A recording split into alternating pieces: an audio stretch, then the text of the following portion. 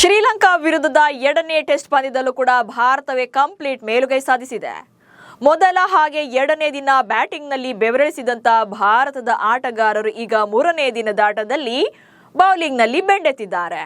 Team ಇಂಡಿಯಾದ ಸುನಾಮಿಗೆ ಧೂಳಿಪಟವಾಗಿರುವಂತ ಲಂಕಾ ಪಡೆ ಈಗ ಚೇತರಿಸಿಕೊಳ್ಳೋದು ತುಂಬಾನೇ ಕಷ್ಟ. ಹಾಗೆ ಫಾಲೋ ಆನ್ ಭೂತ ಕೂಡ ಬೆನ್ನೇರಿದೆ. ಸೊ ಹೇಗಿತ್ತು ಮೂರನೇ ದಿನದ ಆಟ? ಬೌಲಿಂಗ್ ಅಟ್ಯಾಕ್ನಲ್ಲಿ ಮಿಚ್ಚಿದ್ಯಾರು? ಫಾಲೋ ಆನ್ ಬಲೆಗೆ ಬೀಳ್ತಾರಾ? ಸೊ ಇಬ್ಬರ ಟಾಸ್ಕ್ ಏನು? ಈ ಬಗ್ಗೆ ಹೇಳ್ತೇನೆ. ನಾನು ಶಾಂತ. ನೀವು ಸುದ್ದಿಯಾನದ ಸಬ್ಸ್ಕ್ರೈಬರ್ ಆಗೋದಕ್ಕೆ ಮರಿಬೇಡಿ.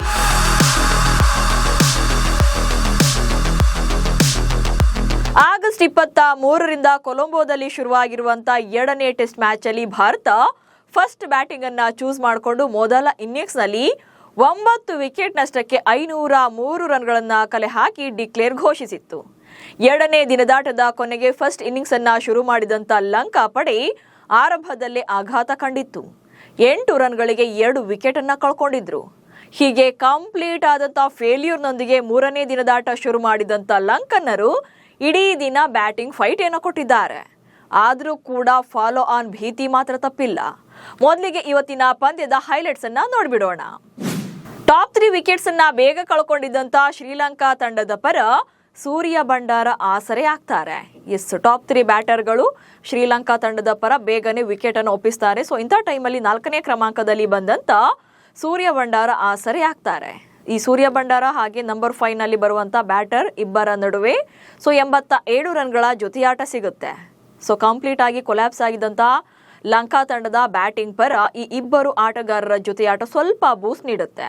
ಅದರಲ್ಲೂ ಕೂಡ ಸೂರ್ಯ ಬಂಡಾರ 80 ರನ್ಗಳನ್ನ ಕಲೆ ಹಾಕಿದ್ರೆ ಮೆಂಡಿಸ್ 32 ರನ್ ಗಳಿಸಿ ಔಟ್ ಆಗ್ತಾರೆ. ಸೊ ಇವರಿಬ್ಬರ ಪಾರ್ಟ್ನರ್ಶಿಪ್ ಒಂದು ರೀತಿಯಾಗಿ ನಿಟ್ಟುಸಿರು ಬಿಡೋಕೆ ಸಾಧ್ಯವಾಯಿತು. ಅನಂತರದಲ್ಲಿ ಲಂಕಾ ಪರ ಸೋನಲ್ ಡಿನುಶ್ ಜವಾಬ್ದಾರಿಯುತವಾದಂಥ ಬ್ಯಾಟಿಂಗ್ ಅನ್ನ ಮಾಡ್ತಾರೆ. ಸೊ ಇಡೀ ದಿನ ಇವತ್ತು ಅವರ ಬ್ಯಾಟಿಂಗ್ ಕಡೆಯಿಂದ ಒಳ್ಳೆ ಪ್ರದರ್ಶನ ಬಂತು. ಆಪೋಸಿಟ್ ಆಟಗಾರರು ಅಥವಾ ಎದುರಾಳಿ ತಂಡದ ಬೌಲರ್ಗಳಿಗೆ ಎದೆಗೊಟ್ಟು ನಿಂತು ಆಟ ಆಡಿದ್ದು. ಸೊ ಇವತ್ತು ಸೋನಲ್ ಡಿನುಶ್ 85 ರನ್ಗಳನ್ನ ಕಲೆ ಹಾಕಿ ಅಜೇಯರಾಗಿ ಉಳಿದಿದ್ದಾರೆ. ಜೊತೆಗೆ ಕ್ರೀಸ್ನಲ್ಲಿ ಇದ್ದಾರೆ. ನಾಳೆಯೂ ಕೂಡ ಅವರು ಬ್ಯಾಟಿಂಗ್ ಅನ್ನ ಕಂಟಿನ್ಯೂ ಮಾಡ್ತಾರೆ. ಸೊ 85 ರನ್ಸ್ ಬಂದಿದೆ ಸೋನಲ್ ಕಡೆಯಿಂದ. ಸೊ ಉಳಿದ ಯಾವುದೇ ಬ್ಯಾಟರ್ಸ್ ಕಡೆಯಿಂದಲೂ ಕೂಡ ಸಪೋರ್ಟ್ ಸಿಕ್ಕಿಲ್ಲ. ಸೊ ಇಲ್ಲಿ ಲಂಕಾ ಪರ 3 ಆಟಗಾರರು ಮಾತ್ರ ಒಂದು ರೇಂಜ್ಗೆ ಬೆಟರ್ ಅನಿಸಿದ್ದು. ಸೊ ಇದನ್ನ ಬಿಟ್ಟರೆ ಉಳಿದೆಲ್ಲ ಬ್ಯಾಟರ್ಗಳು ಕೂಡ ಬೇಗನೆ ವಿಕೆಟ್ ಅನ್ನು ಒಪ್ಪಿಸಿದ್ರು. ಇನ್ನು ಭಾರತದ ಪರ ಪ್ರಸಿದ್ಧ ಕೃಷ್ಣ ಎಕ್ಸ್ಟ್ರಾರ್ಡಿನರಿ ಬೌಲಿಂಗ್ ಅನ್ನ ಮಾಡಿದ್ರು. ಟಾಪ್ ಆರ್ಡರ್ ಕೊಲ್ಯಾಪ್ಸ್ ಆಗೋಕೆ ಮುಖ್ಯ ಕಾರಣವೇ ಪ್ರಸಿದ್ಧ ಕೃಷ್ಣ. ಹಾಗೆ ಮಾನವ್ ಸುತಾರ್ ಕೂಡ ಒಳ್ಳೆಯ ಸಪೋರ್ಟ್ ಅನ್ನ ನೀಡಿದ್ರು. ಹೀಗಾಗಿ ಮೂರನೇ ಸೆಷನ್ ಮುಗಿಯೋ ವೇಳೆಗೆ ಮತ್ತೆ ಮಳೆಕಾಟ ಶುರುವಾಗಿ ಪಂದ್ಯವನ್ನ ಸ್ಥಗಿತ ಮಾಡಲಾಯಿತು. ಸೊ ಇಲ್ಲಿ ಬ್ಯಾಟಿಂಗ್ ಕ್ಲೋಸ್ ಆಗೋ ಟೈಮಲ್ಲಿ ಅಥವಾ ಏನು ಮೂರನೇ ಸೆಷನ್ ಮುಗಿಯೋ ವೇಳೆಗೆ ಮತ್ತೆ ಇವತ್ತು ಮಳೆ ಕಾಟ ಕೊಟ್ಟಿದ್ರಿಂದ ಸೊ ಪಂದ್ಯವನ್ನ ಕೆಲ ಕಾಲ ಸ್ಥಗಿತ ಮಾಡಿ ಅನಂತರದಲ್ಲಿ ಈ ದಿನದಾಟವನ್ನ ಮುಗಿಸಲಾಗಿದೆ. ಸದ್ಯಕ್ಕೆ ಇಡೀ ದಿನ ಶ್ರೀಲಂಕಾ ಆಟಗಾರರು ಭಾರತದ ವಿರುದ್ಧ ಬ್ಯಾಟಿಂಗ್ ನಲ್ಲಿ ಫೈಟ್ ಬ್ಯಾಕ್ ಕೊಟ್ಟಿದ್ದಾರೆ. ಆದ್ರೆ ಫಾಲೋ ಆನ್ ಭೀತಿ ಮಾತ್ರ ಅವರಿಗೆ ತಪ್ಪಿಲ್ಲ. ಪ್ರಸ್ತುತ ಮೂರನೇ ದಿನದಾಟದ ಅಂತ್ಯಕ್ಕೆ ಶ್ರೀಲಂಕಾ ತಂಡ 8 ವಿಕೆಟ್ಗಳ ನಷ್ಟಕ್ಕೆ 265 ರನ್ಗಳನ್ನ ಕಲೆ ಹಾಕಿದೆ. ಹಾಗೆ ಮೊದಲ ಇನ್ನಿಂಗ್ಸ್ ನಲ್ಲಿ 238 ರನ್ಗಳ ಹಿನ್ನಡೆಯಲ್ಲಿದ್ದಾರೆ. ಹೀಗಾಗಿ 4ನೇ ದಿನ ಶ್ರೀಲಂಕಾ ತಂಡಕ್ಕೆ ಅಸಲಿ ಸವಾಲು ಶುರುವಾಗುತ್ತೆ. ಇಲ್ಲಿ ಟಾರ್ಗೆಟ್ ರೀಚ್ ಆಗೋದಕ್ಕಿಂತ ಜಾಸ್ತಿ ಶ್ರೀಲಂಕಾ ತಂಡದ ಆಟಗಾರರಿಗೆ ಫಾಲೋ ಆನ್ ಭೀತಿಯನ್ನ ತಪ್ಪಿಸಿಕೊಳ್ಳೋದೇ ಅವರ ಮುಂದಿರುವಂತ ಅತಿ ದೊಡ್ಡ ಟಾಸ್ಕ್ ಆಗುತ್ತೆ. ಯಾಕಂದ್ರೆ 238 ರನ್ಗಳ ಹಿನ್ನಡೆಯಲ್ಲಿರುವಂತ ಲಂಕಾ 4ನೇ ದಿನದಾಟದಲ್ಲಿ ಒಂದ್ ವೇಳೆ 200 ರನ್ಸ್ ಬಾಕಿ ಇದ್ದಂತೆಯೇ ಆಲ್ಔಟ್ ಆದ್ರೆ ಆಗ ಭಾರತ ಫಾಲೋ ಆನ್ ಹೇರಬಹುದು. ಯಾಕಂದ್ರೆ ಇರೋದೇ ಇನ್ನ ಜಸ್ಟ್ 2 ವಿಕೆಟ್ ಮಾತ್ರ ಲಂಕಾ ಪರ. ಹಾಗೇನಾದ್ರೂ ಭಾರತ ಫಾಲೋ ಆನ್ ಹೇರಿದ್ರೆ ಭಾರತವೇ ವಿನ್ ಆಗೋದು ಕನ್ಫರ್ಮ್ ಆಗುತ್ತೆ. ಹಾಗಾದ್ರೆ ಈ ಟೆಸ್ಟ್ ಕ್ರಿಕೆಟ್ ನಲ್ಲಿ ಫಾಲೋ ಆನ್ ಅಂದ್ರೆ ಏನು ಅನ್ನೋ ಬಗ್ಗೆ ನೋಡ್ತಾ ಹೋಗೋಣ. ಮೊದಲ ಇನ್ನಿಂಗ್ಸ್ ನಲ್ಲಿ ಯಾವುದೇ ತಂಡ 200+ ರನ್ಸ್ ನಿಂದ ಲೀಡ್ ಅನ್ನ ಪಡೆದಾಗ ಇಲ್ಲಿ ಭಾರತ ಈಗ ಮೊದಲ ಇನ್ನಿಂಗ್ಸ್ ನಲ್ಲಿ ಬ್ಯಾಟಿಂಗ್ ಅನ್ನ ಮಾಡಿ 500+ ರನ್ಗಳನ್ನ ಕಲೆ ಹಾಕಿದೆ. ಸೊ ಇಲ್ಲಿ ಮೊದಲ ಇನ್ನಿಂಗ್ಸ್ ನಲ್ಲಿ ಶ್ರೀಲಂಕಾ ತಂಡ ಬ್ಯಾಟಿಂಗ್ ಮಾಡಿಯೂ ಕೂಡ ಭಾರತ ಇನ್ನೂ ಹೆಚ್ಚುವರಿಯಾಗಿ 200+ ರನ್ಗಳ ಲೀಡ್ ನಲ್ಲಿದ್ದಾಗ ಫಾಲೋ ಆನ್ ಹೇರೋಕೆ ಅವಕಾಶ ಇರುತ್ತೆ. ಸದ್ಯ ಶ್ರೀಲಂಕಾ ವಿರುದ್ಧ ಟೀಂ ಇಂಡಿಯಾ ಮೊದಲ ಇನ್ನಿಂಗ್ಸ್ ನಲ್ಲಿ ಲೀಡ್ ಅನ್ನ ಪಡೆದಿರೋದು ನಿಮ್ಗೆಲ್ಲ ಗೊತ್ತೇ ಇದೆ. ಅಂದ್ರೆ ಜಸ್ಟ್ ಇನ್ನೂ ಕೂಡ 2 ವಿಕೆಟ್ ಬಾಕಿ ಇದೆ. ಬಟ್ ಹೀಗಿದ್ರು ಕೂಡ ಅವರನ್ನ ಅಂದುಕೊಂಡಂತೆ ಆಲ್ಔಟ್ ಮಾಡಿದ್ರೆ ಸ್ಟಿಲ್ ಈಗಲೂ ಕೂಡ ಭಾರತಕ್ಕೆ ಫಾಲೋ ಆನ್ ಹೇರೋಕೆ ಅವಕಾಶ ಇದೆ. ಬಟ್ ಎಲ್ಲವೂ ಕೂಡ ಭಾರತದ ಬೌಲಿಂಗ್ ಮೇಲೆ ಡಿಪೆಂಡ್ ಆಗಿದೆ. ಜೊತೆಗೆ ಲಂಕಾ ಪರ ಉಳಿದಿರುವಂತ 3 ಆಟಗಾರರ ನಡುವಿನ ಬ್ಯಾಟಿಂಗ್ ಮೇಲೆ ಡಿಪೆಂಡ್ ಆಗುತ್ತೆ. ಸೊ ಪ್ರಸ್ತುತ 4ನೇ ದಿನದಾಟದ ಆರಂಭಕ್ಕೂ ಮುನ್ನ ಭಾರತ 238 ರನ್ಗಳ ಲೀಡ್ನಲ್ಲಿದೆ. ಸೊ 38 ರನ್ಗಳ ಒಳಗೆ ಅವರನ್ನು ಆಲ್ಔಟ್ ಮಾಡಬೇಕು ಭಾರತ. ಇಲ್ಲಿ ಭಾರತಕ್ಕಿರುವಂಥ ಅತಿ ದೊಡ್ಡ ಟಾಸ್ಕ್ ಏನಂತಂದರೆ, ಸೊ ಈಗ ಇರುವಂಥ 238 ರನ್ಗಳ ಲೀಡನ್ನು ನಾಳೆಯ ಪಂದ್ಯ ಶುರುವಾದಾಗ ಮೊದಲ ಸೆಷನ್ನಲ್ಲಿ ಅವರನ್ನು 38 ರನ್ಗಳನ್ನು ಕಲೆ ಹಾಕುವಷ್ಟರಲ್ಲೆಲ್ಲ ಆ 2 ವಿಕೆಟ್ಗಳನ್ನು ಕೂಡ ಭಾರತ ತೆಗಿಬೇಕು. ಆಗ 200+ ರನ್ಗಳ ಲೀಡ್ನಲ್ಲಿ ಭಾರತ ಇರುತ್ತೆ. ಆಗ ಫಾಲೋ ಆನ್ ಹೇರೋಕೆ ಅವಕಾಶ ಇರುತ್ತೆ. ಹಾಗೇನಾದರೂ ಭಾರತ ಇಲ್ಲಿ ಫಾಲೋ ಆನ್ ಹೇರಿದ್ದೆ ಆದರೆ ಮೊದಲ ಇನ್ನಿಂಗ್ಸ್ ಬ್ಯಾಟಿಂಗ್ ಬೆನ್ನಲ್ಲೇ ಶ್ರೀಲಂಕಾ ತಂಡ ಮತ್ತೆ ಬ್ಯಾಟಿಂಗ್ಗೆ ಬರಬೇಕಾಗುತ್ತೆ.